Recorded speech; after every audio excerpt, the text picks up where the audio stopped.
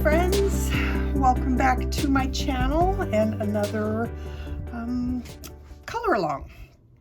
So this one is my Greyscale coloring page, Foxy Lady, and I thought today we would work on the fox first as a change. Normally I do the people first, but I was in the mood to do the fox this morning, so that's what we're going to do. And we're going to use Polychromos for this one, and maybe a little bit of Prisma, but mostly Polychromos. I printed the plain grayscale, not plain, the regular dark. I'm calling it dark. I don't really consider this to be very dark, but this is the regular dark grayscale version of the page. There's a lighter version of the page and a sepia version of the page. And if all of those are still too dark for you, please don't forget there's a video that I just posted on my channel recently about how you can easily lighten any area selectively on a grayscale page to suit it to your tastes and needs. So don't ever feel like you have to go with grayscale the way that it is. You can always lighten it up and to make it work for you. So, alrighty, let's see. I want to fix this little thingy here because I don't want my camera shaking like it is right now.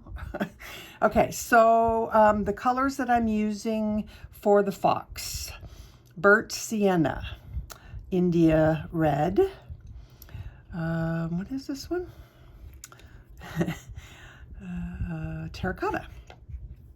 And sanguine, and or I guess rotel. I don't know which one is that.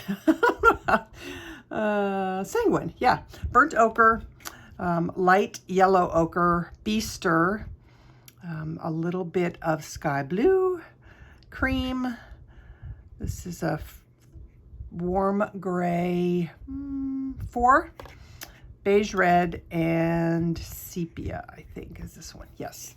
And then if I pull anything else out, I will be sure to let you know what that is. So I'm just going to kind of get started and we'll do this. So I think I'm going to just put the eye color in first. Oops. I'm trying something new by putting the pencils here, but if it doesn't work for me and I keep dropping them, I'm gonna move them. All right, so let's start with the sanguine.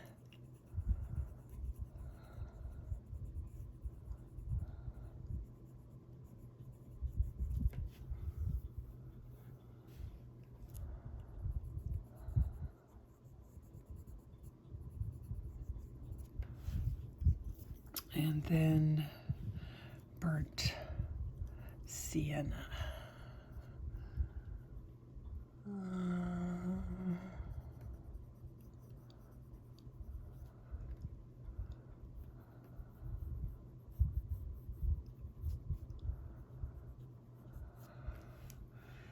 And then let me see what this cream does. Oh, the paper. The paper that I'm using is, what is the paper that I'm using? I can't think of it at the moment. Darn it. I will, I'll definitely put the paper that I'm using down in the description box, and maybe I'll pop it in the video. For some reason, I cannot, something digital. Why can't I think of the name of the paper? I don't know. Okay. What to do now? Let's take some cream, I think. I'm just gonna put some of that along this edge that gets some light. And I'm gonna put it up here. I might go over that again with something else.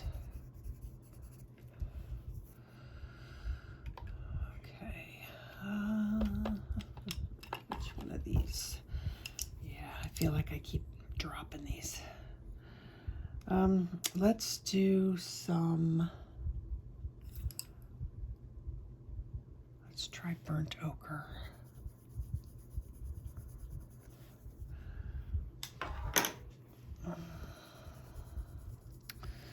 So this area on top of the nose, there's really no first strokes showing, so I'm just giving it a little circular motion to lay some color down. Working with the polys is definitely different than working with Prismas. Okay, this is Sanguine.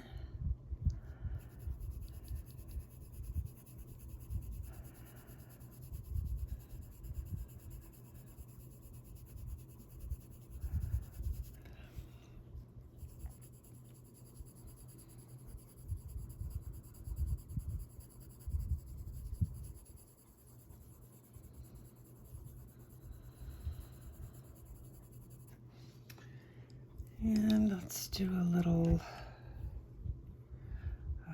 dark sepia maybe, or maybe that's too dark. Let me look and see what this Bistre does.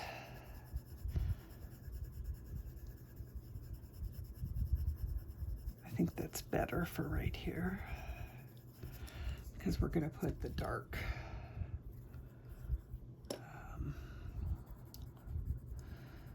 sepia in here. Okay, let's work up, I think. So I'm going to take my cream and I'm going to put it on these fur clumps. So you can kind of see where they're a little bit lighter than the rest of the page. So now when we come in with our Sanguine, let's see, I missed a couple of areas here I want to do. So now when we come in with our Sanguine, those lighter areas are going to show up. I'm using a really light pressure. I'm just kind of glazing the color on to start with. We can always keep going darker with using layers, but this way we're kind of blocking out where things are going to be. Getting some color down on the page really helps to visualize what needs, what the page needs next. I'm going to use some burnt ochre over on this side.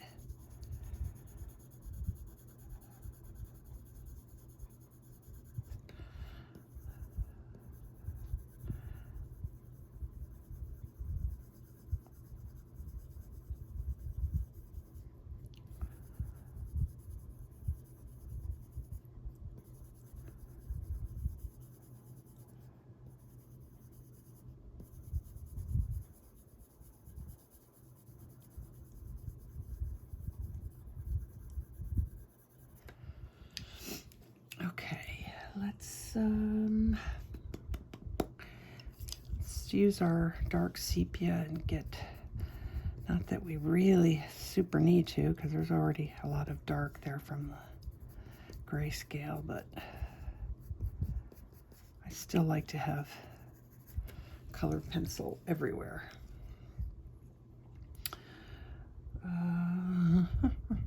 Okay, I'm going to use, I think this cream, we can always darken it later. That goes on the top of the head where the light is hitting him.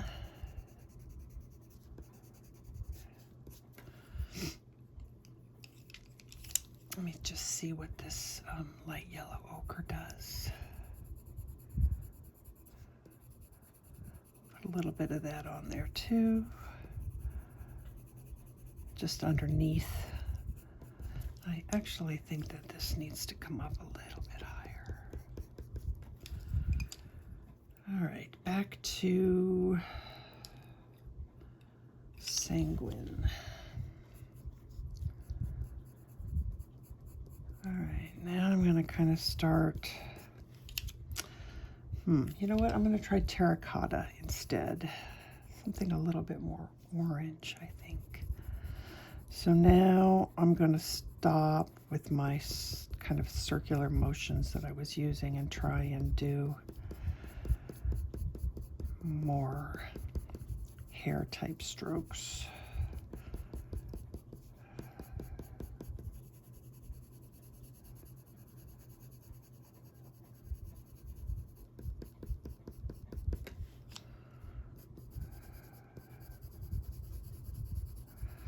These aren't really hair strokes, but I'm kind of going more up and down with the direction of the fur.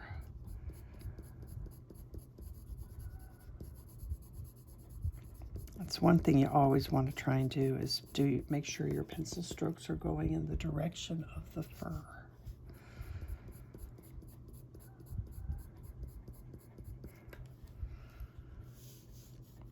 Okay, I want to start. Well, I was thinking I wanted to start darkening this up, but let's get a little bit more of the color on here first. So back to cream. We're just going to put some of those fur clumps in over here. Maybe a few right above his. All right, I think I'm going to switch to stick with the Terra Cotta. We can always add the Sanguine on top. I'll just get just kind of putting a base coat on right now. Layer number 1.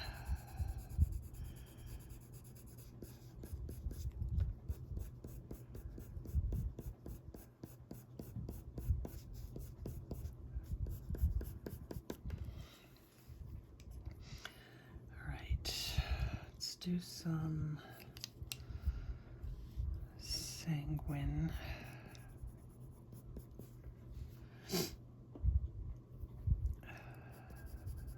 Actually, I think I want something redder right in here. So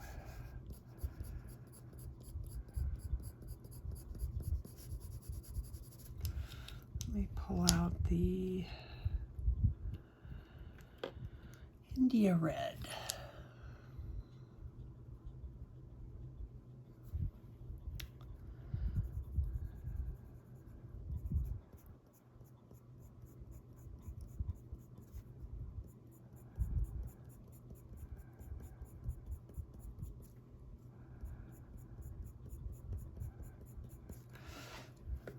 I do love doing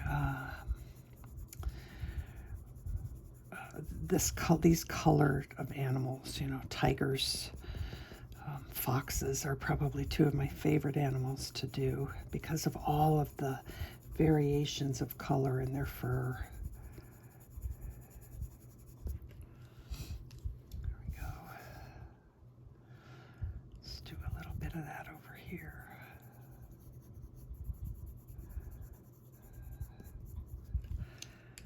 And I really think if you can do human hair, you can do fur.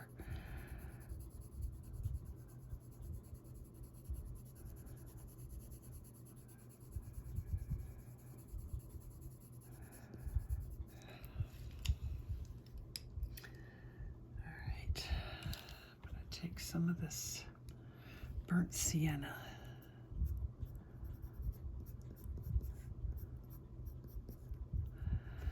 Even need to go darker. Let me pull out my black.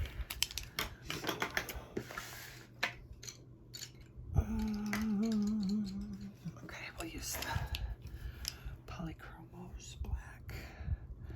Let's get this in here blacker.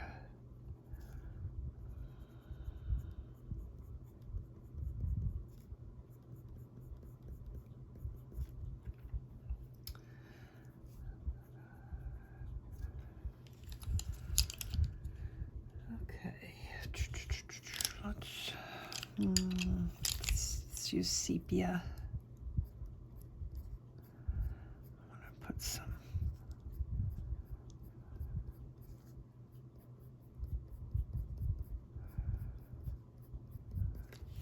So I do tend to kind of work randomly, like wherever I'm inspired to work on at the time. I don't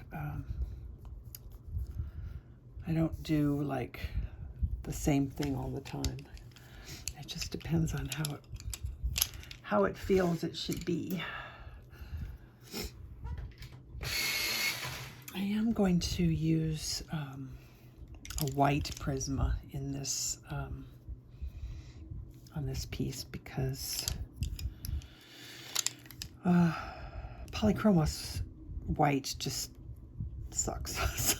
Sorry, that's just my opinion, but there's not enough pigment, not enough, it doesn't show up well enough for me. So this is the light yellow ochre. I'm just putting a little bit more yellow on the top of his nose. And I'm debating, this is the white Prisma. I'm just kind of seeing what it's.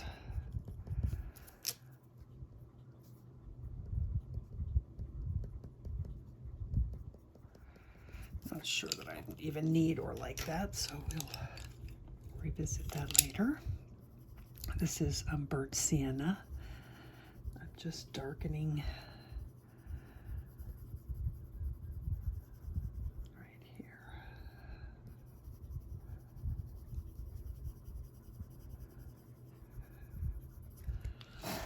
I am enjoying being able to just kind of do all of these colors in layers and glazes. With the polys, you know, you do lots of different layers, more so than the Prismas. You have to build color up. But sometimes that's the joy of coloring, right?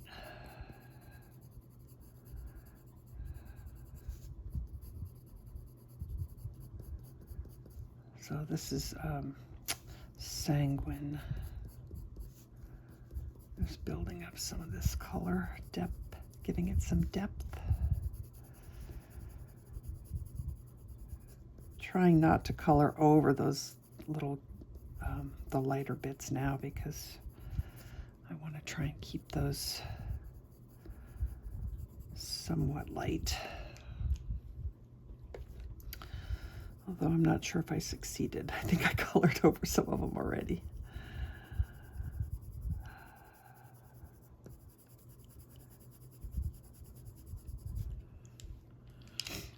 I guess it's all right.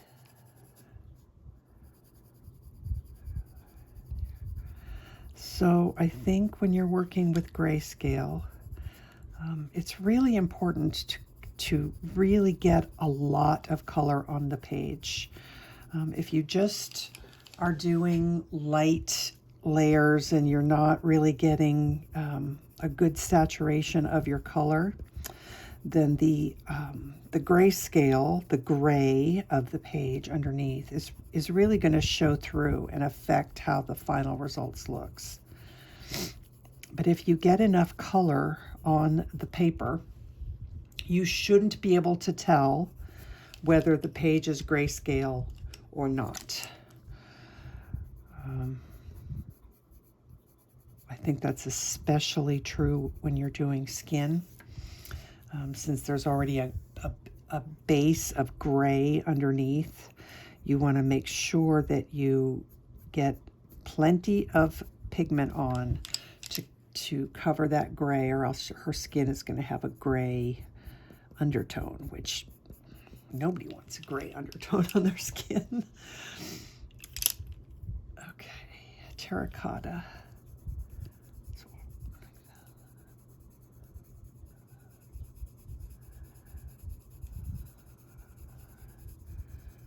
Now, polys might be a little bit more difficult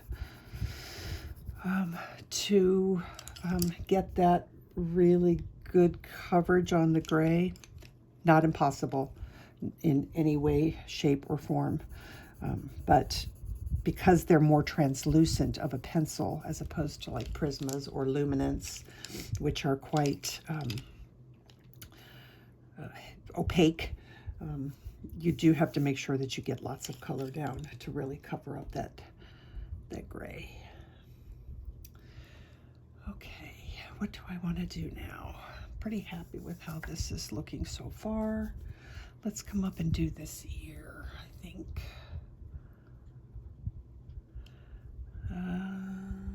Yeah.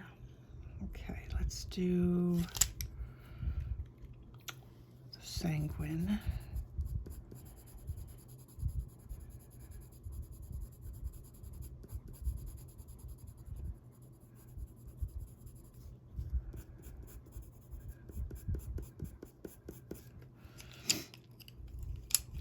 And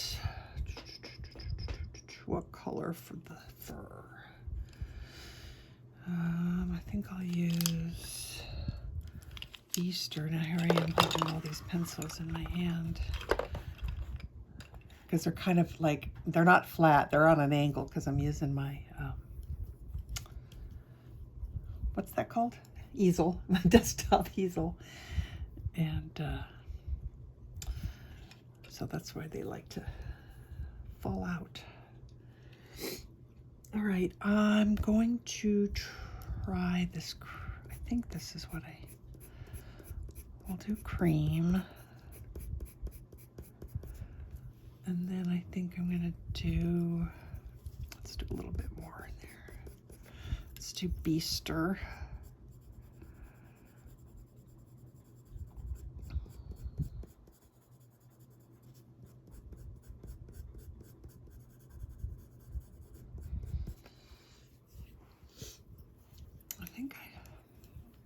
I don't know, this is not right yet. Okay.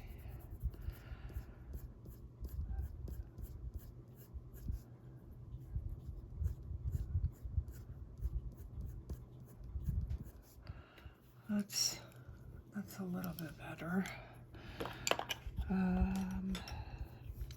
Okay, let me use some, what am I missing here? I'm looking for this burnt sienna. That may not be what I want. Let's try dark sepia. That may not be what I want either, but so I'm putting like the dark edge of the ear in.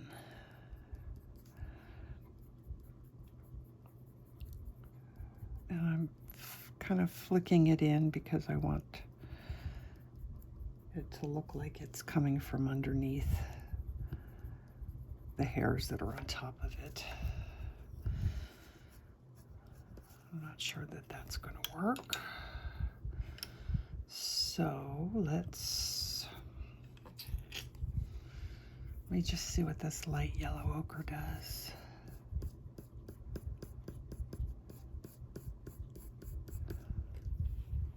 Yes, that's not terrible, but white. It's interesting how different colors react on different colored paper.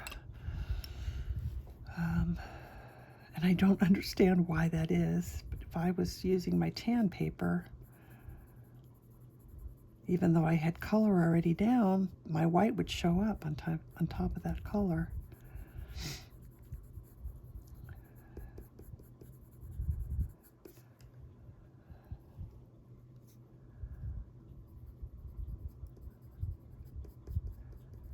In case I didn't mention it, this is the dark sepia.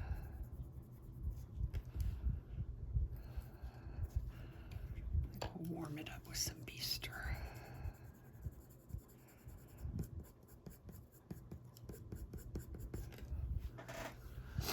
Okay, that's not bad. It's a little more yellow than I would like, though. So,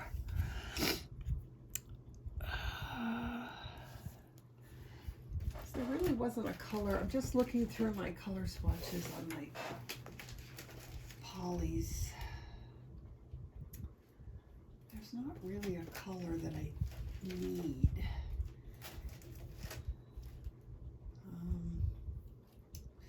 Actually, luminance makes a color that might be better.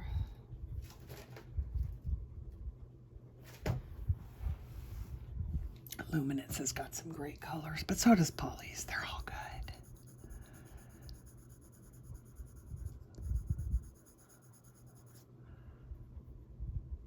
Okay, this is burnt ochre. I'm just trying to tone down some of that yellow. That cream color is just a little bit too yellow.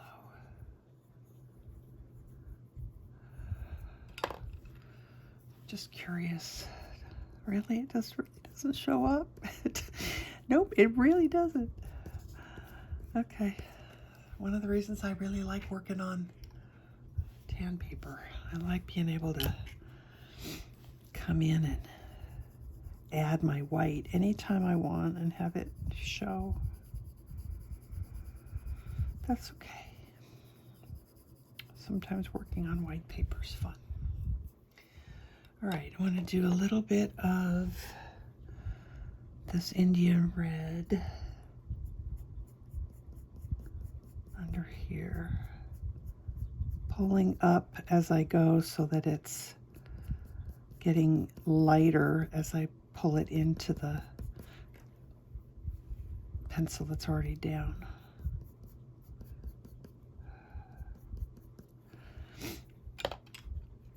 And then I will add some black here.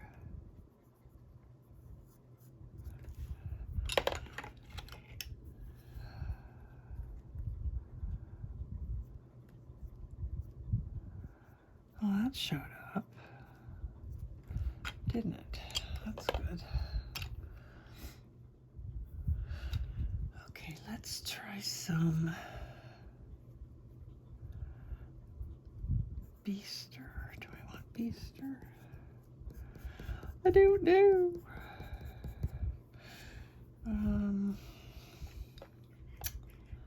I just feel like the cream is just a little bit too, you know, maybe let me pull out the Ivory and see if that might be a better choice for me. So I'll put a little Ivory here. And then a little Bistre. Well, that might be a better combo there for those light ones like that. Let's do some Terra Cotta.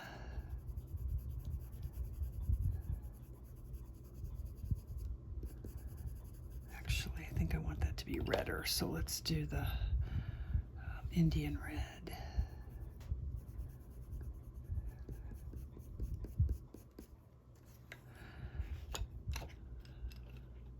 No, you know what I'm missing? Here's my, what happened to my Sanguine pencil? Set that down somewhere and I don't know where it went. Duh, right there. Okay.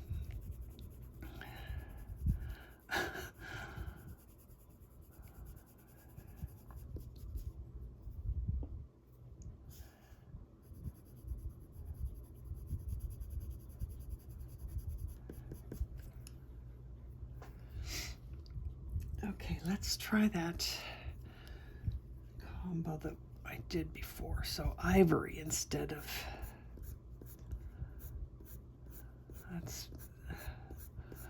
that's not showing up. I mean, it's kind of showing up, but all right. And then I'm going to use Bistre.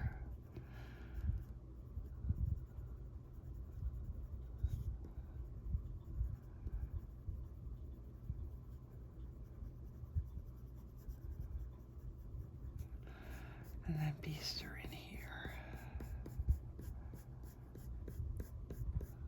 There we go. Now that color is showing up.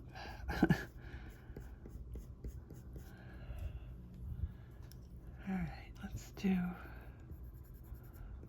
a little more dark in here.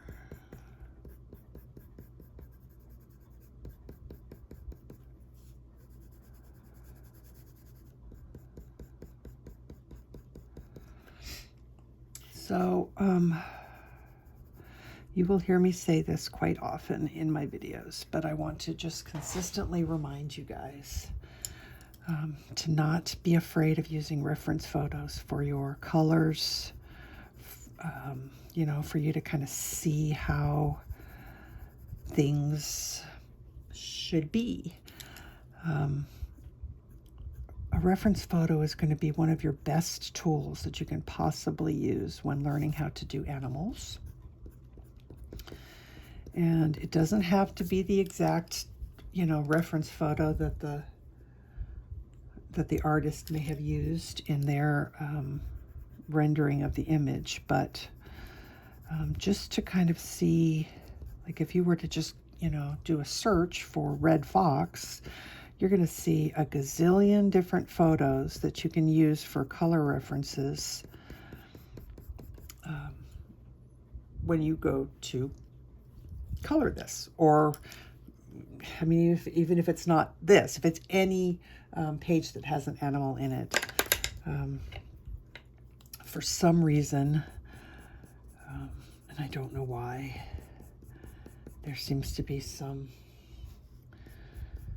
weird, I don't know, some weird thing about using reference photos, especially in the art world. I think it's just very bizarre to me, but I will tell you that it will make your life so much more enjoyable when you're sitting at at your coloring table, if you have, that was Sanguine, if you have something to look at while you are trying to color something. Just coloring it from memory will not give you as real a result, if that's what you're going for, as using a reference photo.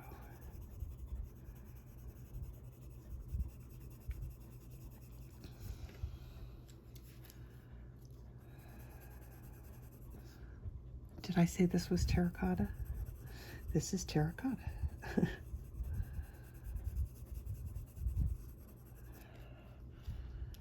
Okay, I'm going to put some Bistre in here.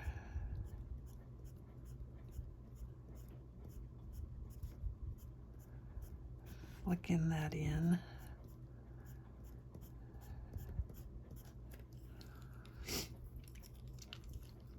And then what?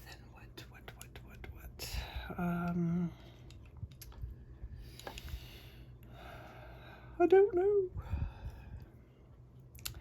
Let's go with burnt ochre.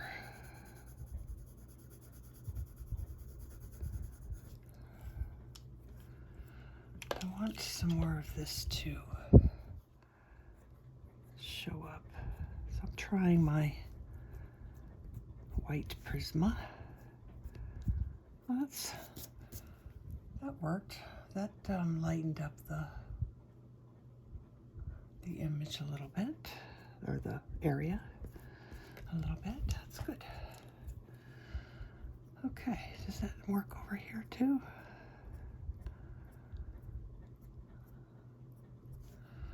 Yeah.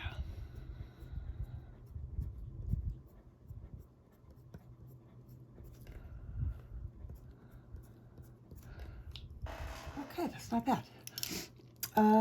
Let's do some, get these out of my hand. Let's do some India red under here. I'll leave that little bit of lightness right there alone so I can put something a little bit lighter on top.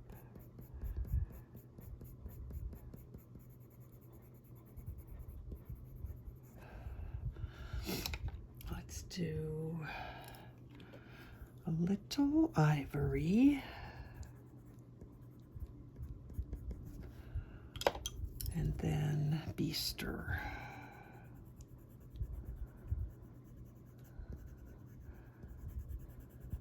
Might still have to come in, break that up a little bit. So dark sepia. Just to break that that highlight up a little bit.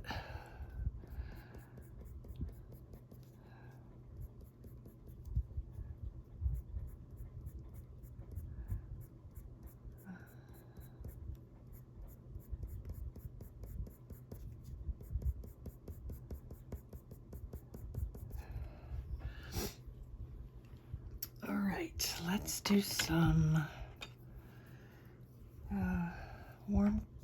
warm gray 4, I think.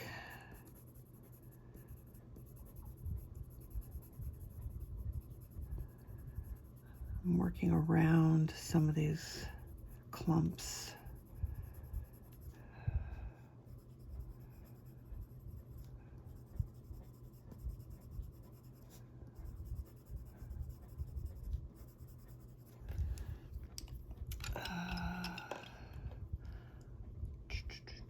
Let's do some burnt sienna in here.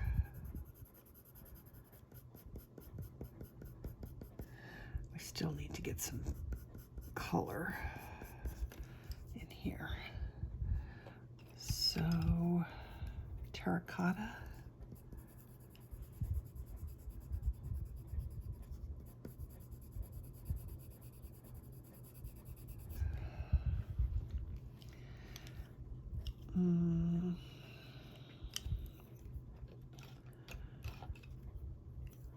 Let's try Sanguine.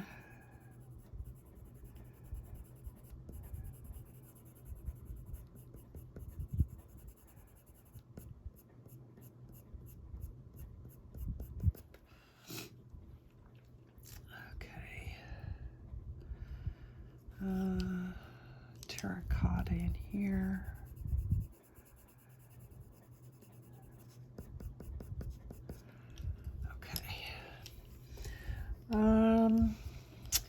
Let's, since I've got the reds out, let's do his leg. This is burnt sienna.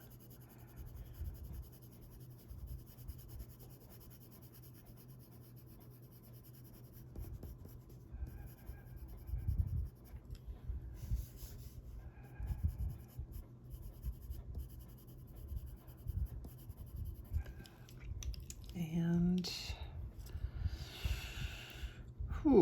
what? Terra Cotta.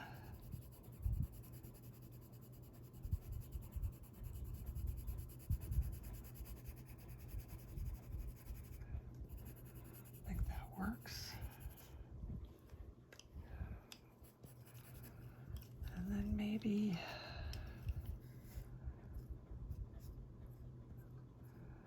some flicks.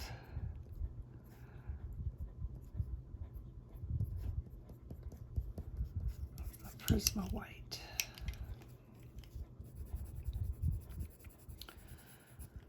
And then a little bit of light yellow ochre on top. I'm dropping all my pencils. Okay, let's, you know what, let's grab that again. Come back down. And let's put some of this light yellow ochre in here.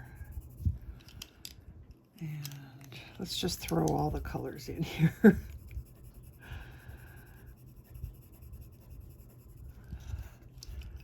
Why not?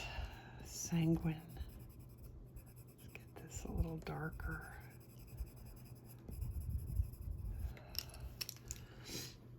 And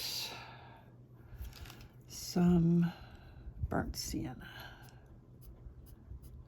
That I'm going to put in a little bit more selectively.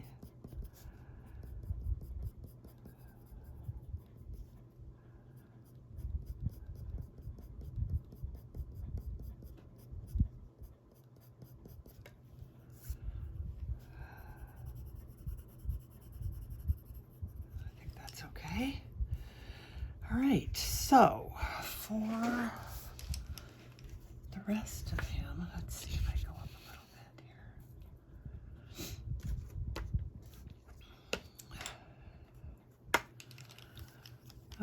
We want, I'm going to put a little bit of Beige Red under his face here.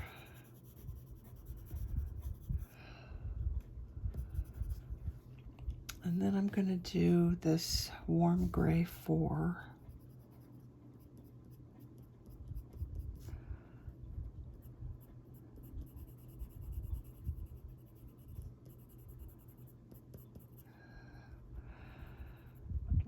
And I think I'll use that to darken his little whisker dots. And I don't know why I'm doing this, just because. Let's see what happens if we just barely go over the black. Yeah, that kind of works. I don't mind that. Okay, so back to the warm gray 4.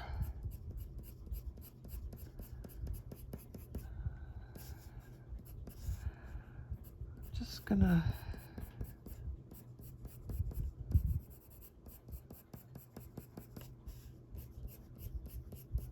kind of float that in some areas here.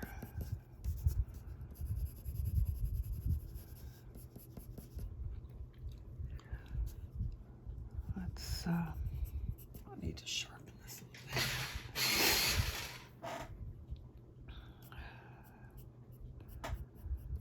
So by adding these little V shapes, we're actually creating more clumps of hair.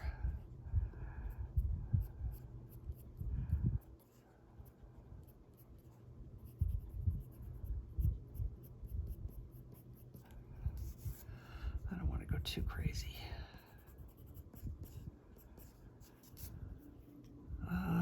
Okay, and I think I want to put a little, maybe Bistre.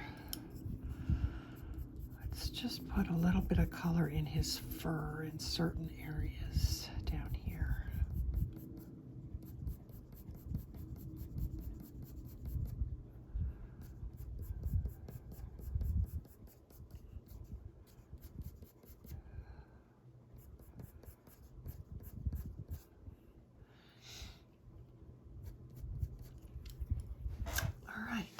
So when we do the background, we'll go ahead and do the background, and then after that's in, then I'm going to come back in with my white Prisma and flick some feathery fur over the top of the background.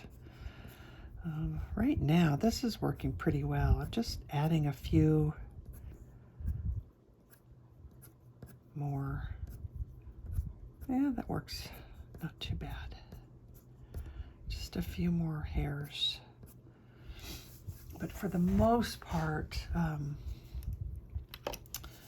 you know, the fur is already gray and white. I do want to add, I think I want to see what happens if I add a little bit of cool gray.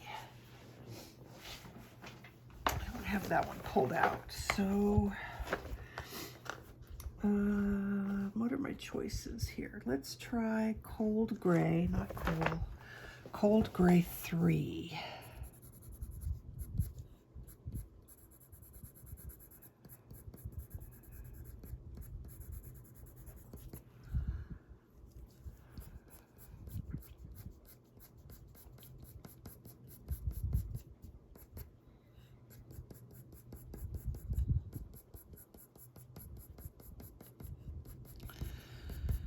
Because really, white fur in nature is never really white.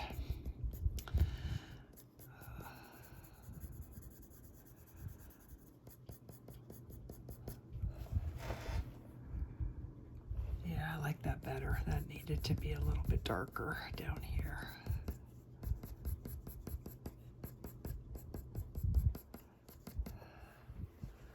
Yeah, like that.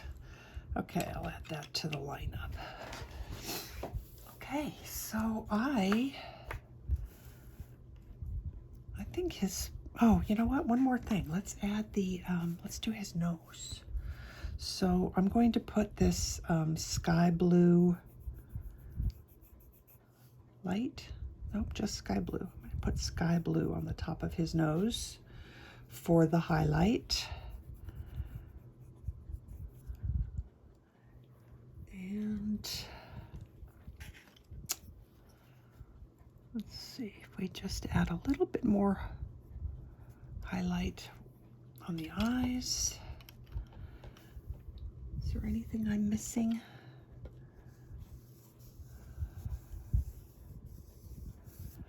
You could, if you wanted to, which actually I think I do want to, come in here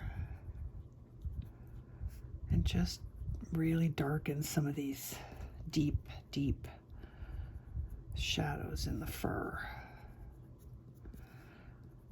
Because pictures always look better when your darks are really dark. When your darks are dark enough and your lights are light enough, that is when your picture is going to look the most realistic. And it's less about the colors that you use and more about the contrast between the lights and darks that's going to make your picture look good.